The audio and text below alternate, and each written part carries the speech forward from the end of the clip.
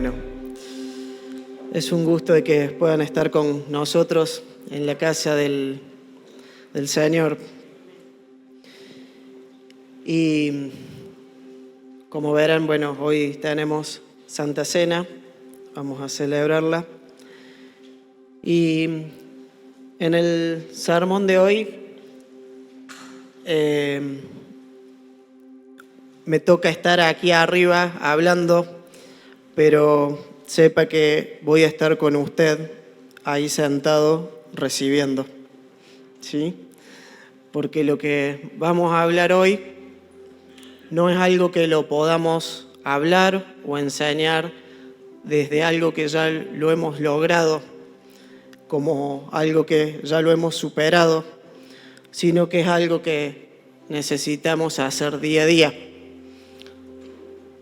Si podemos poner el título, dice, es el sacrificio que a Dios le agrada, ¿sí?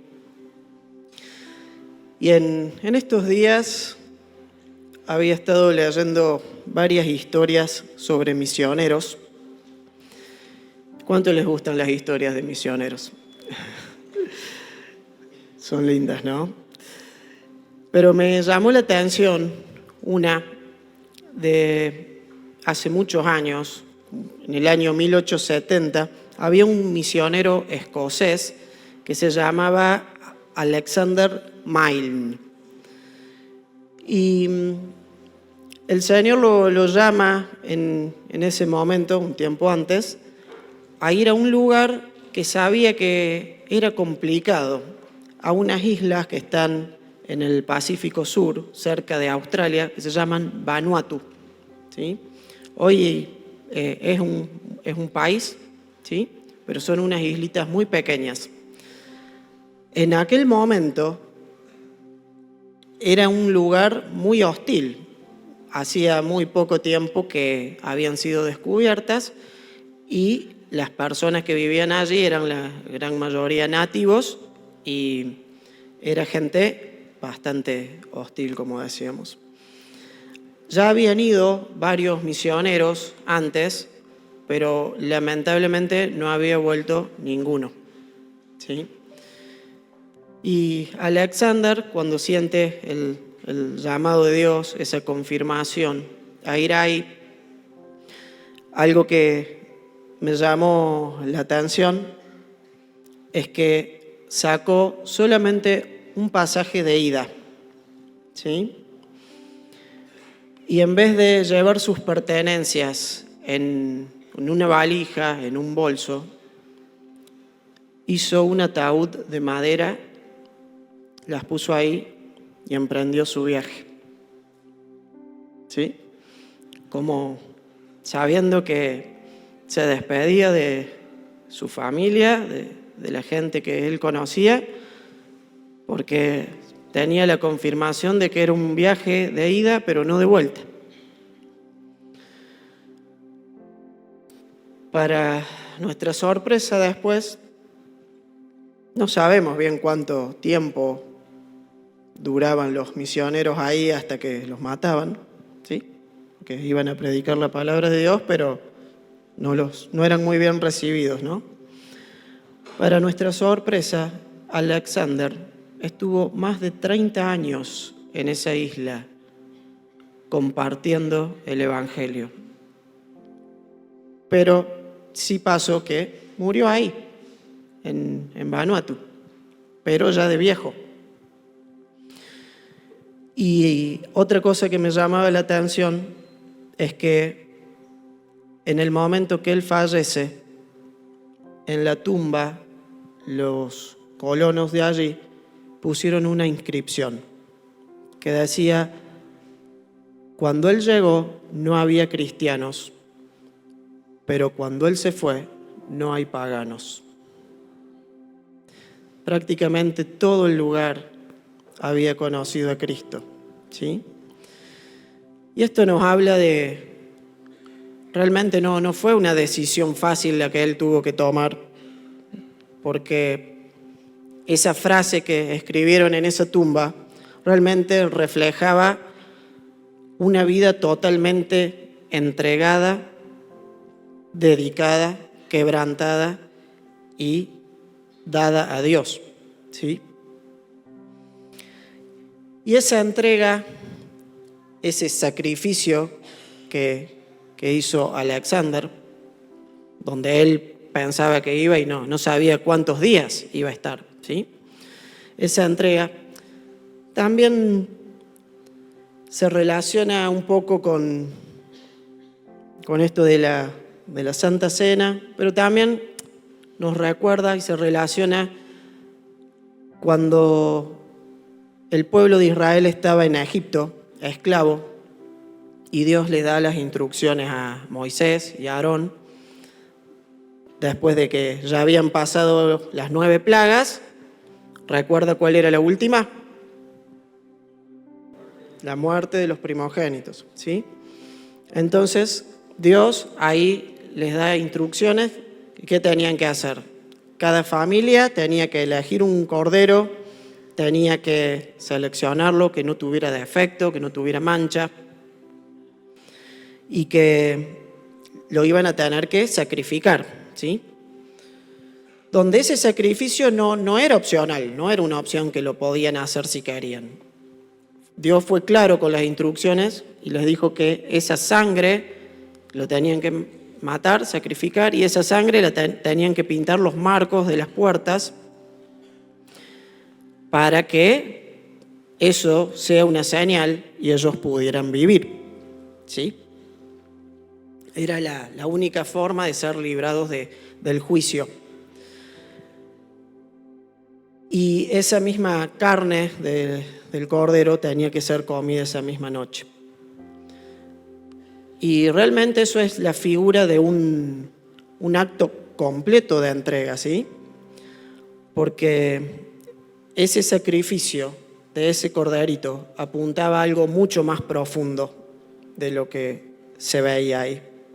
Dios no quería solo enseñarle a su pueblo un rito, sino que quería enseñarles el valor de lo que era la obediencia, de lo que era la fe y de lo que era una vida totalmente dependiente de Él, ¿sí?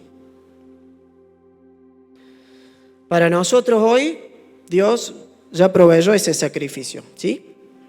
Fue Jesucristo cuando murió en la cruz y vertió su sangre. Por eso decimos que ese corderito es una figura de lo que Cristo hizo luego cuando completó ese sacrificio. Y realmente solo había uno que podía hacer ese sacrificio. Ni vos ni yo podríamos haber estado en ese lugar, porque somos pecadores y venimos de la simiente de Adán. Dice que cuando el pecado entró al mundo, Adán y Eva pecaron, su simiente quedó contaminada. Y todos los que venimos de ahí, venimos con esa simiente de pecado, salvo que alguien no venga de ahí. No quiero decir que algunos tienen cara de chita, pero no, todos venimos de ahí, ¿sí? Es por eso que todos tenemos esa contaminación natural.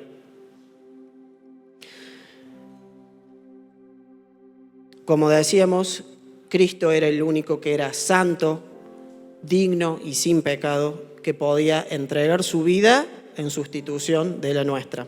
Fíjense lo que dice las Escrituras en Hebreos capítulo 10, versículo 10. Pues la voluntad de Dios fue que el sacrificio del cuerpo de Jesucristo nos hiciera santos, una vez y para siempre. Pues mediante esa única ofrenda, dice el versículo 14, Él perfeccionó para siempre a los que está haciendo santos. Fíjense qué interesante esa última frase, a los que está haciendo santos. Desde que Cristo murió en la cruz, nosotros, por ese sacrificio que Él hizo, ya no necesitamos hacer más sacrificios de animales. ¿Recuerdan? En el Antiguo Testamento tenían que sacrificar un corderito, un cabrito, sin defecto, como dijimos. Eso se instituyó en la ley y el pueblo lo hacía para que fueran perdonados sus pecados. Ya no hacemos más eso, ¿no? Desde que murió Cristo no lo hacemos más. Pero sin embargo, Dios sigue deseando un sacrificio de nuestra parte, ¿sí? Es un sacrificio que no es de sangre, sino que es del corazón, ¿sí? Ahora, la pregunta es la siguiente. ¿Qué es lo que podemos ofrecer nosotros a Dios? Y Romanos, en el capítulo 12, nos da una pista.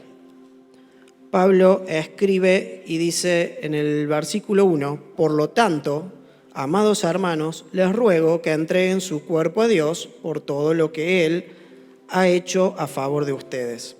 Que sea un sacrificio vivo y santo, la clase de sacrificio que a Él le agrada, porque esa es la verdadera forma de adorarlo. Entonces, hoy podemos ver que nuestro sacrificio no es para expiación, no es para que nuestros pecados sean perdonados, sino que después de Cristo, nuestro sacrificio cambia porque es para adoración, ¿sí? Cualquier cosa que nosotros hagamos hoy, cualquier hecho, cualquier acto, buena obra, no podría alcanzar esa vara de que nos hiciera aptos para que ese sacrificio nos diera la salvación. Solamente Cristo era el único que lo podía hacer. Y es por eso que hoy ese sacrificio que Dios quiere es simplemente para nuestra adoración a Él, ¿sí? Yo pensaba, cuánto más fácil nos sería seguir sacrificando corderos hoy, poniéndolo en un altar, en unas piedras. Cuánto más fácil sería poder dar una ofrenda de algo, cumplir una penitencia. Cualquier cosa que esté a nuestro alcance sería más fácil que entregar toda nuestra voluntad a Dios. Yo no sé ustedes, pero quien les está hablando le cuesta. No es fácil decir todos los días, Señor, a ti me rindo. Y a veces sí lo pensamos y lo queremos, pero también fracasamos.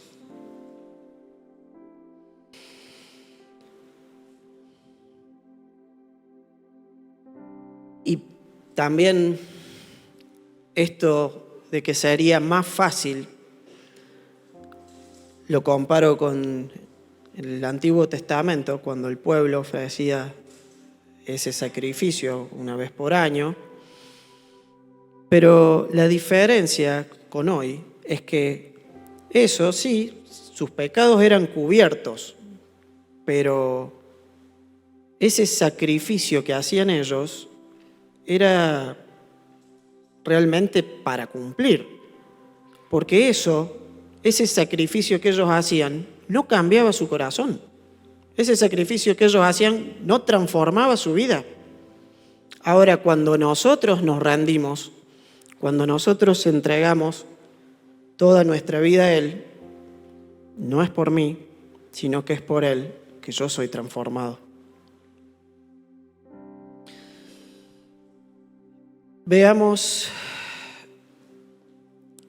qué Dios nos dice en su palabra, porque esto que acabamos de decir recién, si no es por mí, es por Él, es porque consideramos, y su palabra dice, que todos nosotros somos pecadores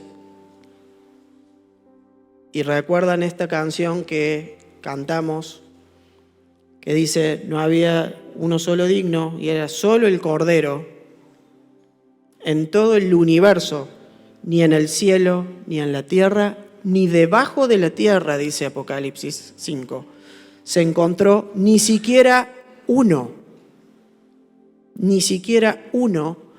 que fuera digno, solamente el Cordero que fue inmolado. Y en Isaías capítulo 64, versículo 6, nos da la razón o nos explica el porqué.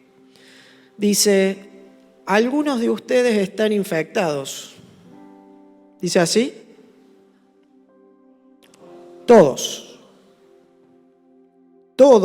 estamos infectados por el pecado y somos impuros. Cuando mostramos nuestros actos de justicia, no son más que trapos sucios. Como las hojas del otoño, nos marchitamos y caemos, y nuestros pecados nos arrasan como el viento. Me llama la atención que está hablando de nuestras buenas obras. Dice, todos nuestros actos de justicia. Así que yo puedo ayudar al pobre, dar ofrendas, dar limosna. Puedo encargarme de la viuda, del huérfano, de dar asistencia.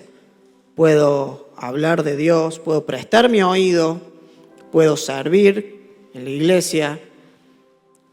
Todas esas son buenas obras, todas esos son frutos, son cosas buenas que debemos anhelarlas, que debemos hacerlas, pero el Señor dice que al lado de Él son trapos sucios. ¿Qué está queriendo decir? ¿Que eso es malo? No, de ninguna manera. A lo que se refiere es que por más de que nosotros hagamos todo nuestro sacrificio en el mundo de la mejor manera, con la mejor disposición, no va a haber nada que justifique nuestros actos, porque ya somos corruptos. Estamos infectados. Y yo pensaba, digo, menos mal que esos son nuestros buenos actos. Ahora, ¿qué es lo que queda de nuestra miseria? ¿Qué es lo que queda de nuestro pecado? Eso que haces cuando nadie te ve, cuando solamente Dios está ahí y vos, tu inmundicia, cuando hasta te propones decir, quiero cambiar eso, hasta a veces podemos hacer una promesa a Dios queriendo cambiar porque queremos, pero como decíamos recién, ¿cuántas veces fracasamos? ¿Sí? Yo no sé por ahí cuántas veces te has propuesto cambiar y has fallado. Y como te digo, yo estoy sentado ahí con vos porque es algo que parece que no lo vamos a lograr nunca. ¿Sí? Y te digo algo, es verdad. En nuestra humanidad no lo vamos a poder lograr. Y si algo cambia en nosotros, si algo es transformado, no es por nada que hagamos vos y yo. Simplemente eso lo puede hacer Él. Y ahí está donde nuestra debilidad, Él se glorifica. Ahí está donde yo no tengo fuerzas, Él me fortalece. Ahí está que donde yo nada puedo hacer, Él todo lo puede. Y yo pensaba, a veces esa frustración de fracasar, de repetir un error una y otra vez, nos hace creer algo equivocado Y eso parece que hasta nos terminara alejando más de Dios. Porque decimos, no voy a poder, no soy digno. ¿Para qué, Señor, me voy a seguir esforzando si te voy a volver a fallar? Pero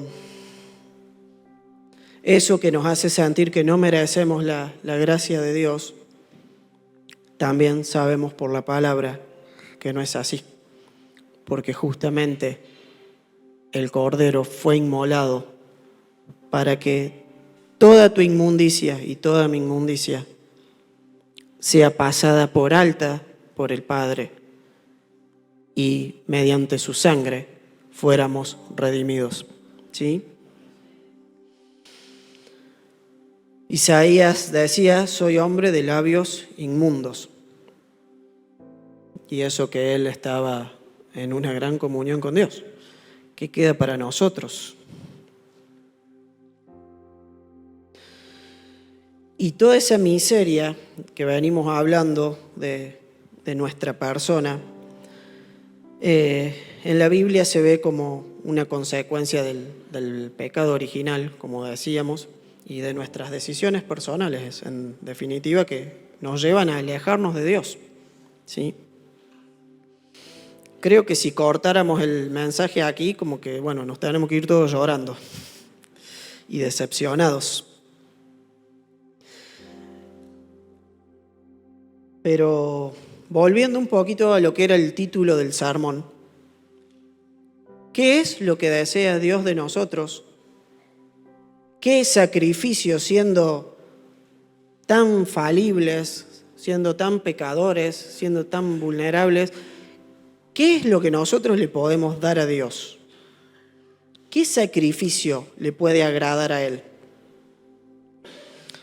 Y en Isaías capítulo 57, versículo 15, nos da una pista. Dice, el alto y majestuoso que vive en la eternidad, el santo, dice, yo vivo en el lugar alto y santo, con los de espíritu arrepentido y humilde, y restauro el espíritu destrozado del humilde, y reavivo el valor de los que tienen un corazón arrepentido. Entonces, vemos que Dios, más que un sacrificio y ofrendas que le podamos dar, lo que desea es que podamos tener un espíritu arrepentido y humilde. Y es tremendo lo que dice este pasaje, porque dice, yo vivo en el lugar alto y santo. ¿Qué acceso podemos tener nosotros a eso? Él está en lo alto y dijimos que nosotros estamos acá abajo llenos de lodo. ¿Sí?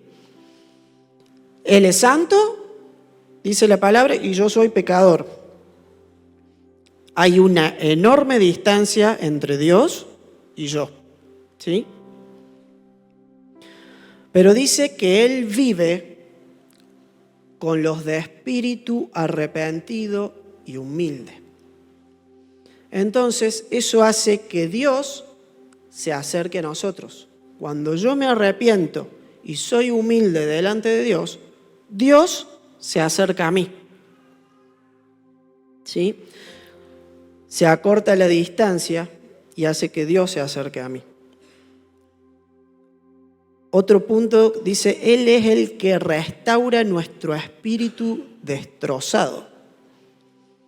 ¿Cuántas veces pensamos que no damos más, que nuestras fuerzas están acabadas, agotadas, que no podemos continuar adelante? Y el secreto está en arrepentirse y tener un espíritu humilde. Entonces Dios restaura el espíritu destrozado. No voy a preguntar ni hacer levantar la mano de cuántos tienen el espíritu destrozado, pero creo que todos en algún momento de nuestra vida hemos pasado por un momento así.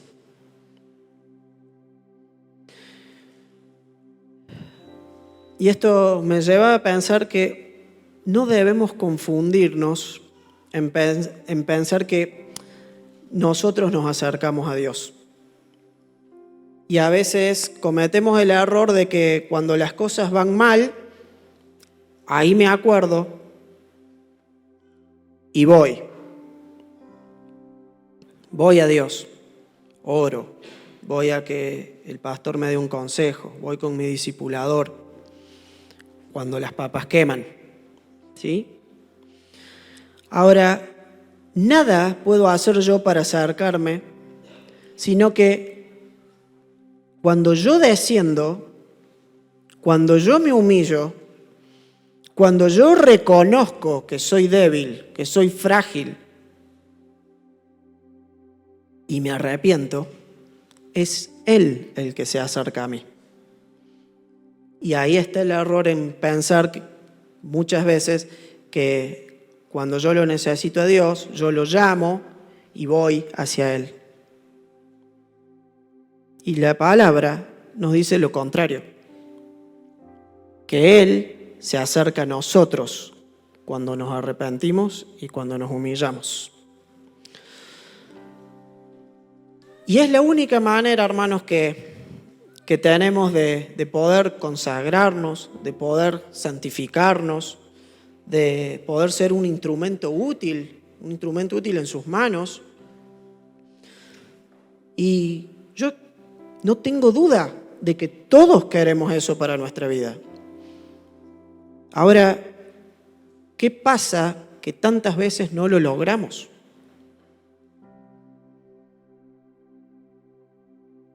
Y es esto que dice este pasaje. El Señor está con los de espíritu humilde y humillado. Es por eso que el Espíritu Santo, por su gracia, es el que transforma nuestra vida. Y todo aquello de bueno que yo pueda tener, que pueda hacer,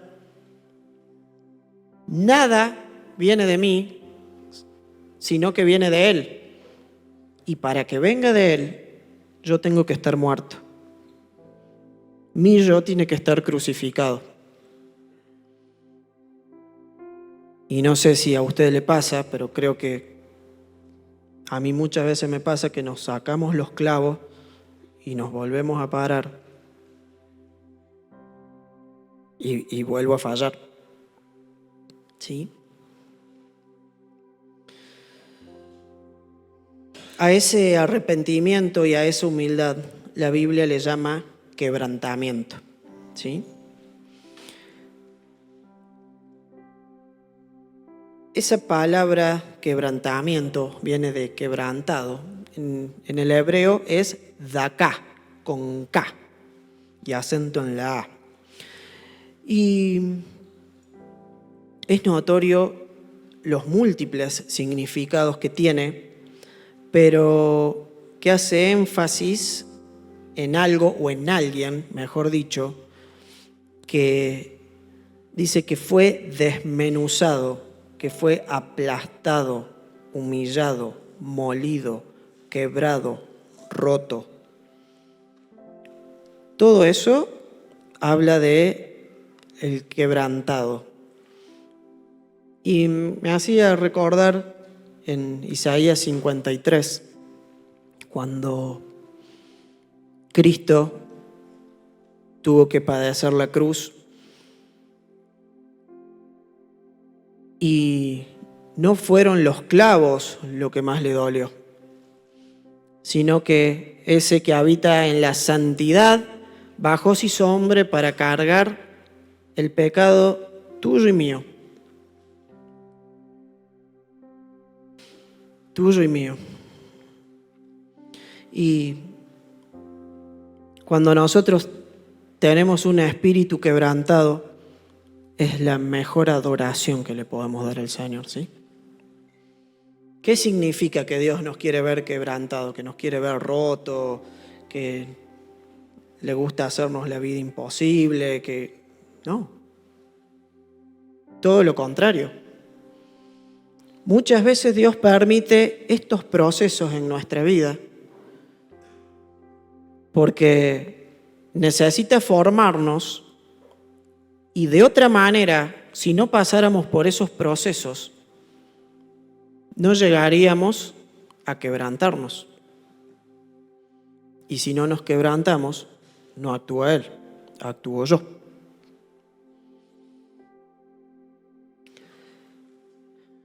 Y esto de ser quebrantados se refiere de que podamos entregar nuestra vida en sus manos, de que Él pueda hacer su voluntad en nosotros. Se refiere a que podamos darle valor a lo que Él hizo por nosotros, a su sacrificio. Yo pienso, a veces tomamos con tanta liviandad lo que Cristo hizo por nosotros. No sé si, ¿cuántos han visto Buscando a Nemo, la película? Muchos, ¿no? Recuerdan que había una pececita que se llamaba Doris. Bueno, ¿y qué problema tenía? Memoria a corto plazo. A los 30 segundos estaba preguntando de nuevo quién era ella, cómo se llamaba y a dónde iba. Y fue tan gráfico el ver eso. ¿Cuántas veces nosotros hacemos lo mismo? Nos acordamos del sacrificio, lloramos, nos arrodillamos, que Cristo hizo por nosotros y mañana lunes voy y vuelvo a hacer lo mismo.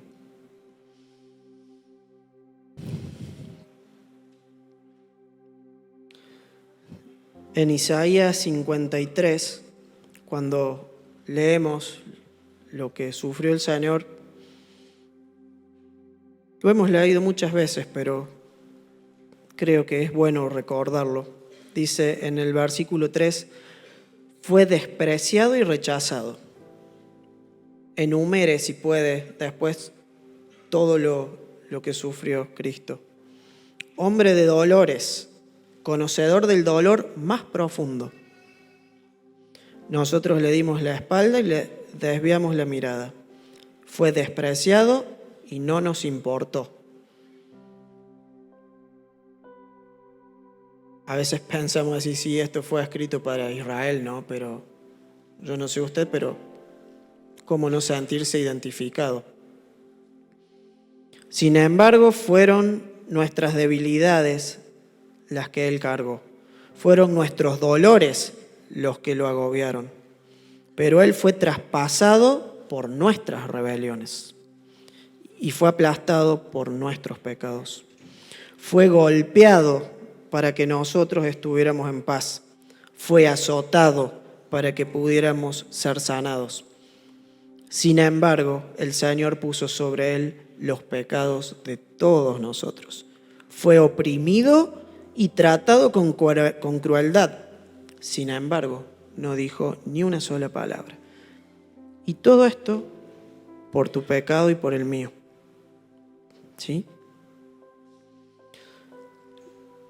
Lo lindo es que este plan de Dios fue pensado antes de que se hiciera el mundo. Fue pensado cuando hablaban Dios Padre, Dios Hijo y Espíritu Santo, antes de crear a las personas.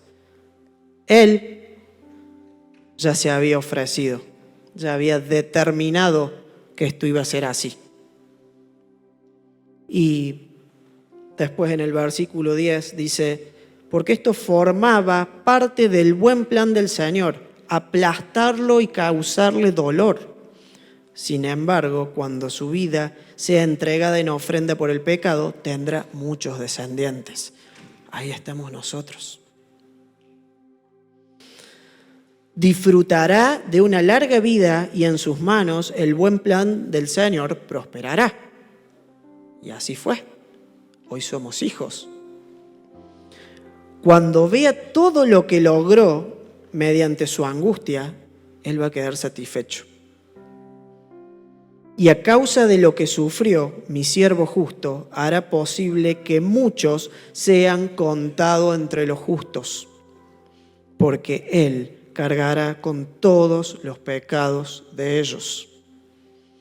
¿A dónde están tus miserias? ¿A dónde está tu inmundicia? Cristo murió para llevárselas. Cristo puso su vida por nosotros para que muchos, como dice la palabra, vos y yo, sean contados por justos.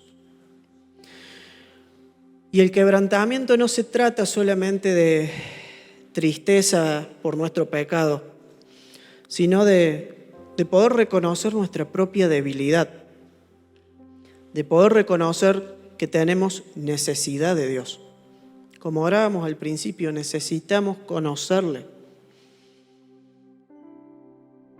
Muchas veces los que tenemos tantos años en la iglesia, de creyentes, nos juega en contra, muy en contra, que tenemos mucho conocimiento teórico.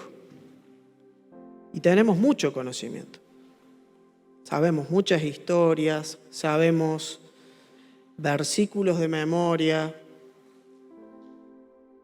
doctrinas, lo que está bien, lo que está mal, pero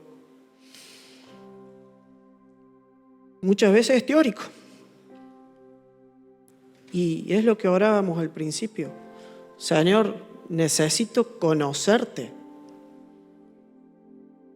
Porque sé perfectamente cómo sos. Sé que sos bueno, sé que sos fiel, sé que sos amor.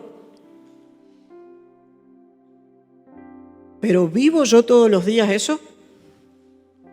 Y yo le soy sincero, no. Necesitamos crecer en esto. Necesitamos empezar a comprobar.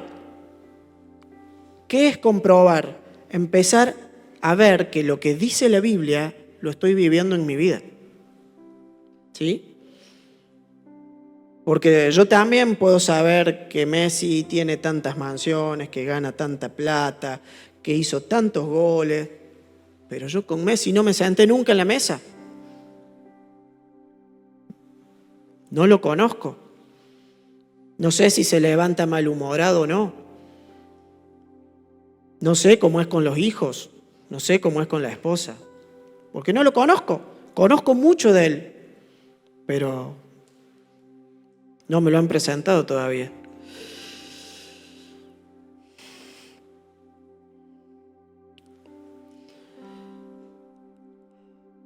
Otro error que sabemos cometer es que muchas veces pensamos que esto lo podemos compensar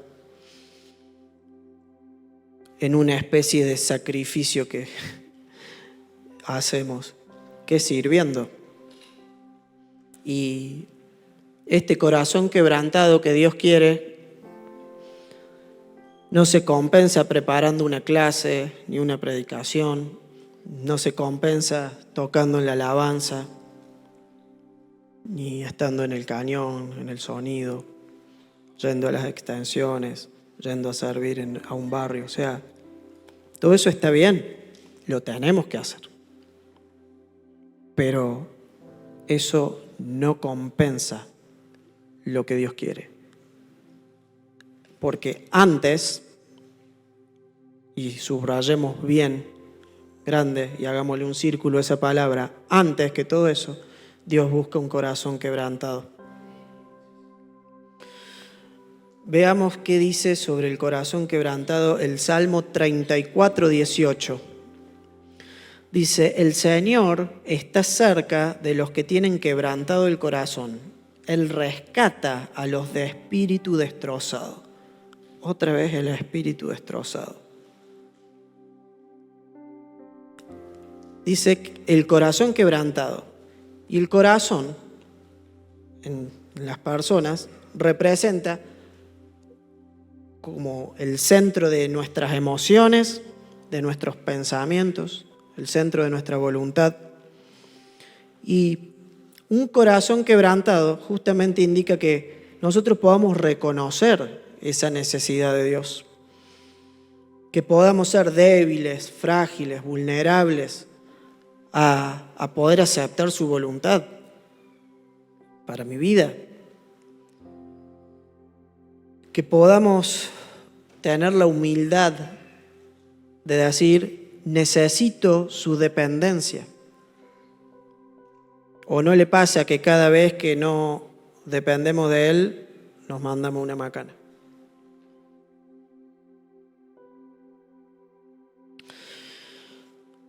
Y pensando y volviendo a Éxodo 12, donde sacrificaron el cordero el pueblo. Y hoy en día el altar no está en el marco de la puerta con la marca de sangre.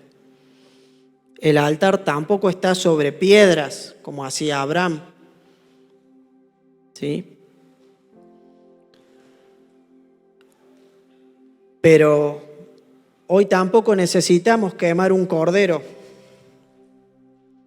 pero sí necesitamos quemar nuestra carne, sí necesitamos quemar nuestro yo, sí necesitamos poner en esas piedras, en ese altar espiritual, lo que es nuestra vida.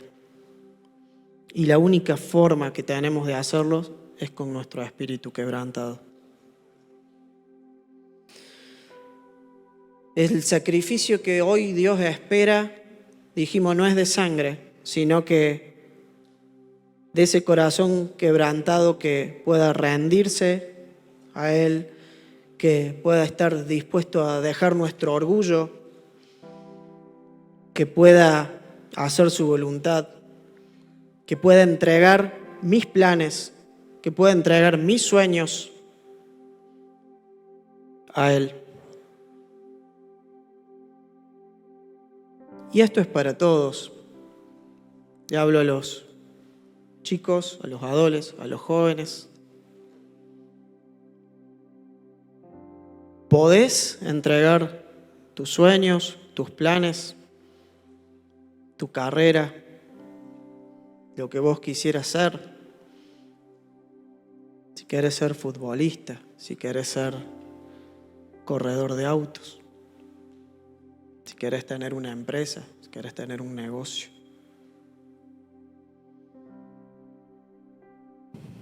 No es fácil, pero poder decir, Señor, aquí estoy, todo lo mío es tuyo, corrijo, todo lo que me das es tuyo, no es fácil. También dice, Él rescata a los de espíritu destrozado.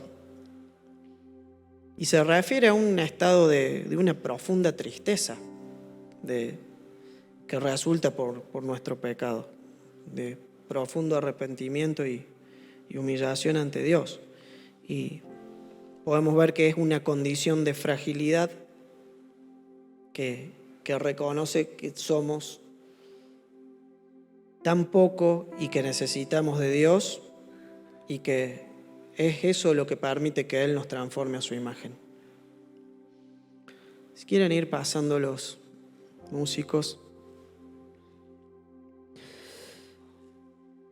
para ir terminando, el Salmo 51 también nos habla de un espíritu quebrantado. En los versículos 16 y 17 dice, tú no deseas sacrificios, tampoco quieres una ofrenda quemada.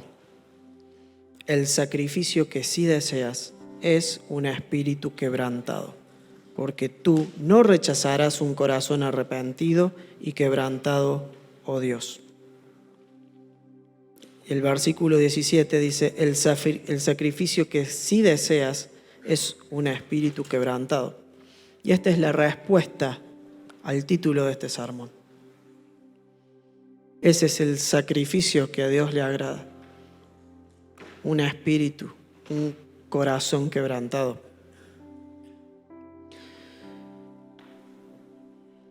Y eso es lo que nos implica una actitud de ser sumisos a su voluntad, de ser dóciles. Es poder reconocer que no puedo hacer nada por mi mérito, por mérito propio, y que todo lo que yo pueda tener y obtener es por Él.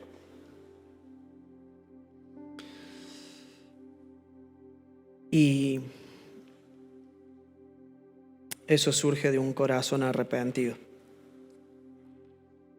que es cuando sentimos ese remordimiento real por nuestro pecado, un deseo sincero de poder cambiar. ¿Sí? Que el Señor nos ayude a poder buscar la dependencia de Dios. Y un corazón quebrantado también es aquel que deja abierta la posibilidad de que lo corrijan.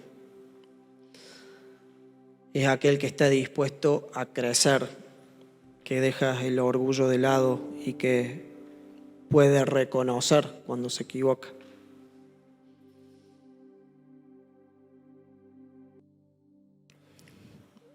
No sé ustedes, pero yo considero como que todo este proceso que el Señor nos da, como decía en Hebreos 10, Él está perfeccionando a los que hizo santos o a los que está haciendo santos. Y eso significa que no es algo que ya esté completo. Hasta el día que Él venga y nuestro cuerpo sea glorificado y seamos como Él y no tengamos más pecado, vamos a tener que seguir luchando, seguir corriendo esta carrera. Y día a día necesitamos tener ese corazón quebrantado, ese espíritu humilde. Y en esta carrera creo que, lo digo por mí, estoy corriendo en los primeros metros. Necesito ejercitar mucho. Necesito depender mucho de Él. Porque en el momento que David agarra el volante, las cosas se complican. En el momento que yo tomo las decisiones, seguro que las hago mal, las tomo mal. Y a veces se piensa que los que nos toca estar de este lado, todos estos problemas los tenemos resueltos y que pareciera que fueran unos Superman. Y no es así. Gastón lucha con eso, yo lucho con eso, el pastor Matías lucha con eso, Eduardo lucha con eso, Tomás lucha con eso. Y todos. Pero creo que la clave de esto es que necesitamos la dependencia de Dios para tomar una u otra decisión. Esto no se conduce por simplemente experiencia en la vida. Y muchas veces nos creemos que por tener tal o cual trayectoria dentro de la iglesia o tantos años, o porque tengo este currículum como hijo de Dios, soy algo. Y siempre volvemos al mismo punto.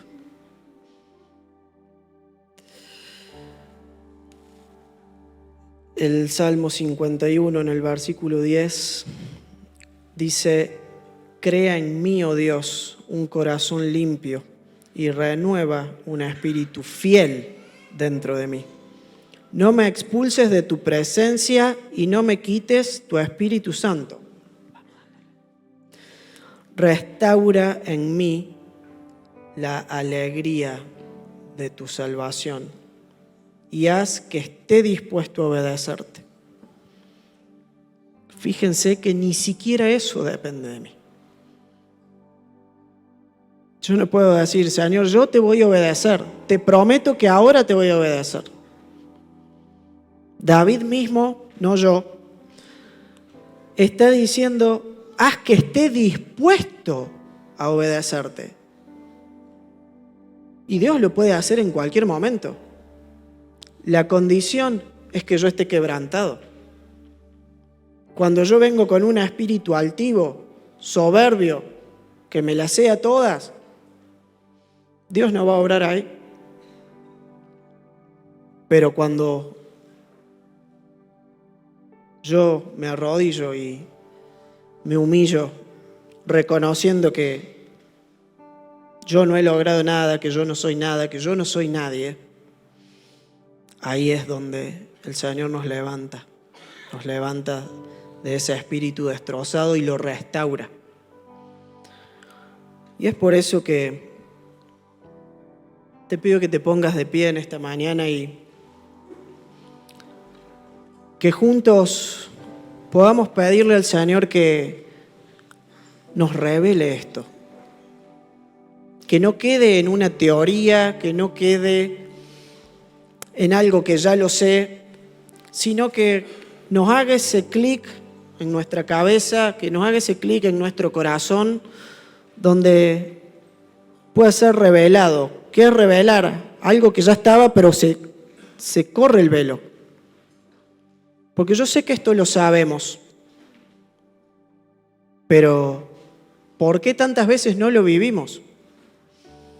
Entonces, esta es nuestra oración en esta mañana, que el Señor cree un corazón limpio en nosotros y que Él pueda renovar ese espíritu dentro nuestro. Que, como decía ahí el Salmo, pueda restaurar esa alegría de la salvación. ¿Cuántas veces vivimos una vida que no se condice con lo que dicen las Escrituras? Vivimos amargados, rezongando, vivimos quejándonos. Y esto no te lo estoy diciendo a vos, me lo estoy diciendo a mí también. No lo digo desde una posición de superior. Y si yo sé que Dios es amor y yo sé que Él me levanta y yo sé que Él es mi todo y que todo lo puedo en Él, que me fortalece en todo momento, ¿y por qué vivo así? Y es simplemente esto, por falta de humillación, por falta de quebrantamiento. Es falta de exponerme en su presencia.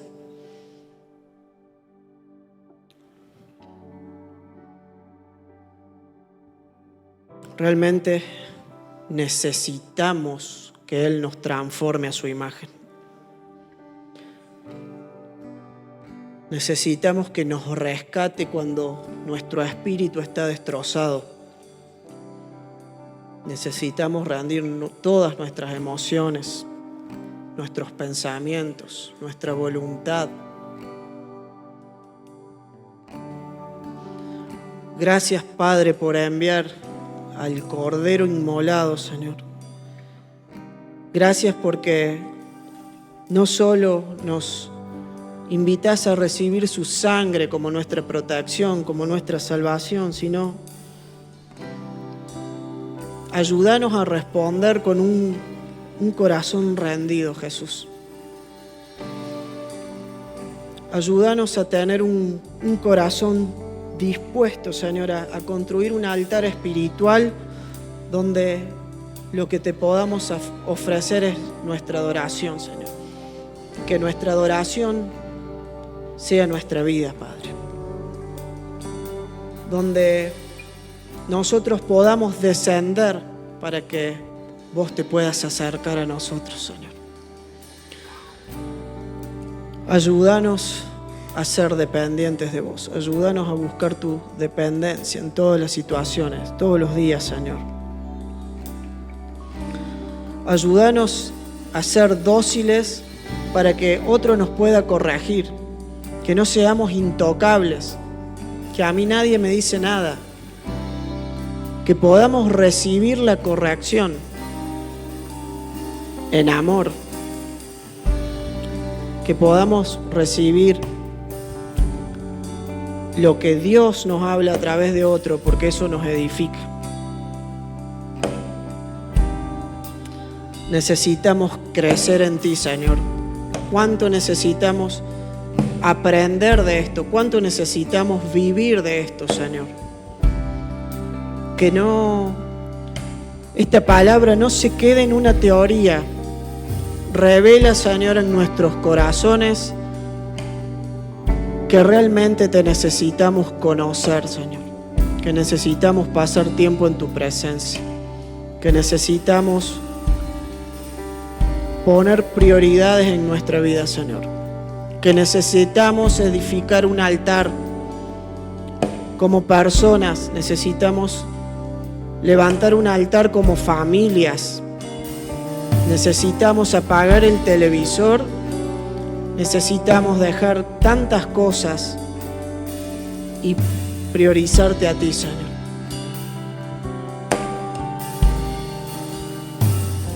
Que realmente tengamos un profundo remordimiento, Señor. Ese dolor de fallarte. Y que no hagamos como antes, que, bueno, sí, te fallé, te ofrezco este cordero, Señor, y sigo para adelante. Que realmente nos duela el fallarte, que nos duela el no poder llegar a agradarte, Jesús. Así como los israelitas ofrecieron un cordero, el deseo de Dios es que podamos ofrecer todo en este altar. Nuestras fallas, nuestras debilidades, nuestro orgullo, nuestra voluntad, nuestros sueños, nuestros planes, que podamos ofrecer todo nuestro ser. Purifícame de mis pecados y quedaré limpio. Lávame y quedaré más blanco que la nieve. Devuélveme la alegría, deja que me goce ahora que me has quebrantado. No sigas mirando mis pecados, quita la mancha de mi culpa.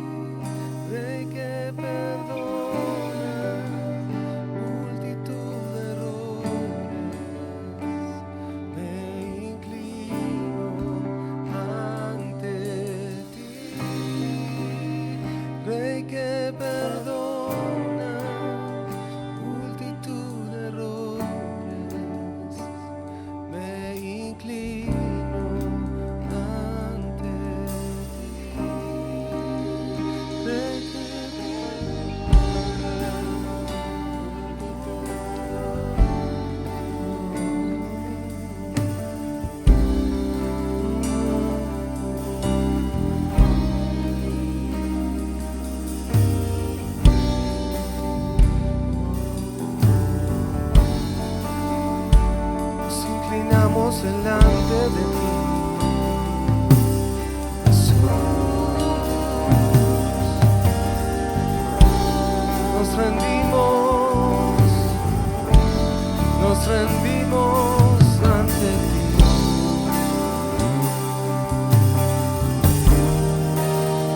Con el corazón quebrantado,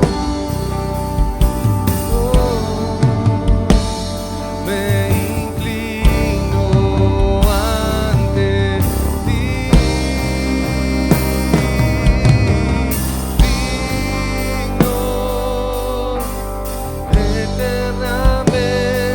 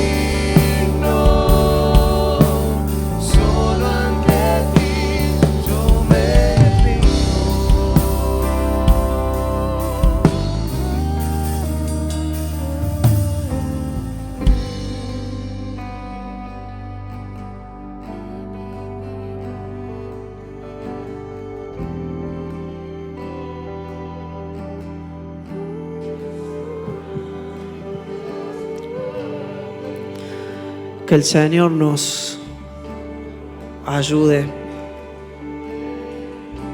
en esta carrera. Solamente tú eres digno, Señor. Solamente tú mereces la gloria. Tú mereces toda la honra, la gloria y el honor, Señor. Gracias porque siendo tan santo, tan alto y tan puro, Señor, te acercaste a nosotros, simples personas pecadoras, para rescatarnos, Señor.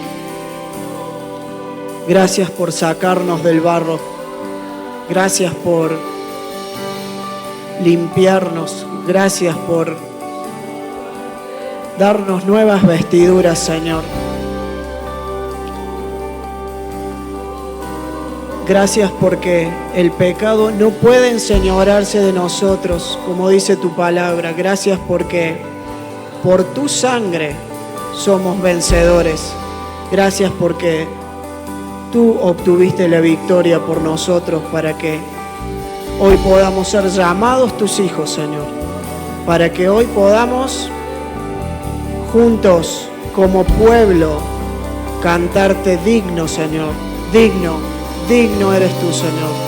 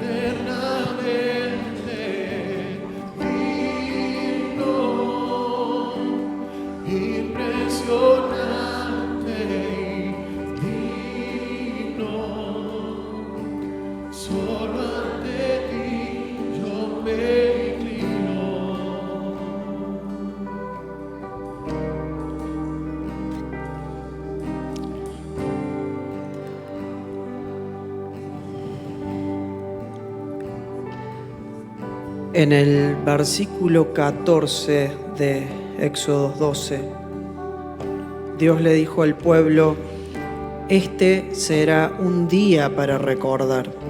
Cada año, de generación en generación, deberán celebrarlo como un festival especial al Señor. Esta es una ley para siempre.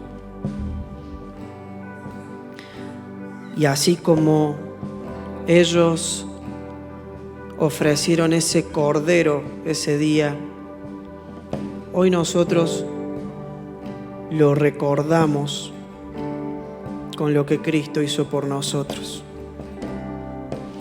También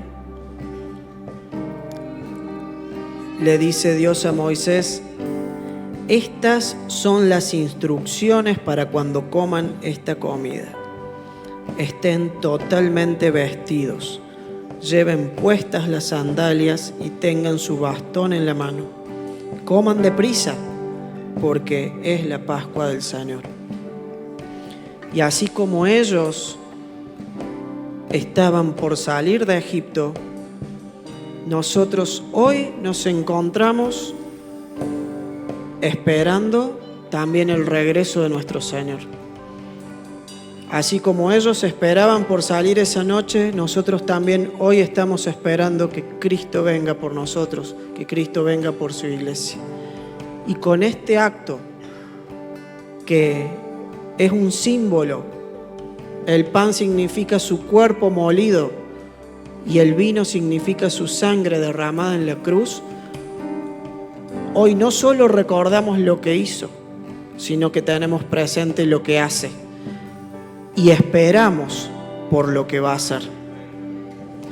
Invito a los servidores para que podamos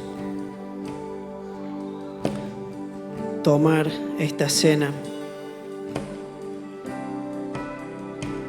donde Dios estableció esa noche como una ceremonia. Y un detalle de ese cordero es que debían comerlos juntos. Fíjense qué detalle. No era por persona, eran juntos, por familia. Y no una sola familia, sino todas las familias del pueblo. Hoy aquí somos una gran familia de sus hijos. Cada uno de los que hoy estamos aquí somos una pequeña parte de su cuerpo. Somos una parte de su iglesia, su novia, su amada. Y juntos hacemos memoria de su sacrificio.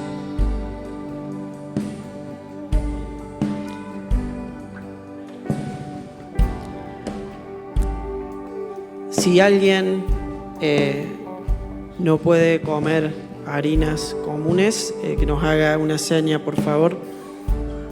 Allí.